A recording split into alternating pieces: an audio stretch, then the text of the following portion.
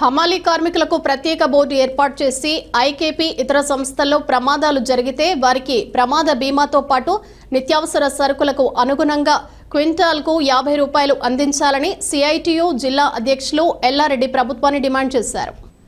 రాజన్న సిరిసిల్ల జిల్లా ముస్తాబాద్ మండల కేంద్రంలో హమాలీ కార్మిక సంఘం ఆధ్వర్యంలో సిఐటియు జిల్లా అధ్యక్షులు ఎల్లారెడ్డి కార్మికులు నిరసన తెలుపుతూ హమాలీ కార్మికులకు ప్రత్యేక హమాలీ వెల్ఫేర్ బోర్డును ఏర్పాటు చేయాలని కోరారు. రాష్ట్రాల నుండి వచ్చే కార్మికుల వల్ల తెలంగాణ రాష్ట్ర కార్మికుల పొట్టను కొడుతున్నారని మండిపడ్డారు. కార్మికుల ఉపాధి కరువైందని వెంటనే స్థానిక నాయకులు, అధికారులు కార్మికులకు పని కల్పించేలా చూడాలని విజ్ఞప్తి చేశారు.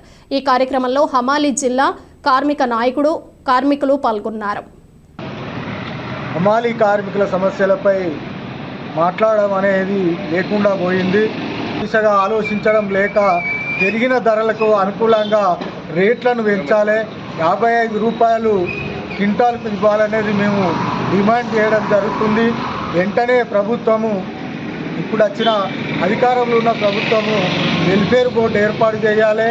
అట్లాగే వలస కార్మికులు ఎక్కువ రావడం అనేది జరిగింది. బీహార్ నుంచి, మహారాష్ట్ర నుంచి వలస కార్మికులు ఎక్కువ వచ్చి ఇక్కడి ఉన్న కార్మికులకు పని లేకుండా చేయడం అనేది జరుగుతుంది. కాబట్టి ఇక్కడ ఉన్న అధికారులు కానీ, ప్రజాప్రతినిధులు కానీ ఆలోచించి ఇక్కడున్న కార్మికులకై పని కల్పించే విధంగా చూడాలని డిమాండ్ చేయడం జరుగుతుంది.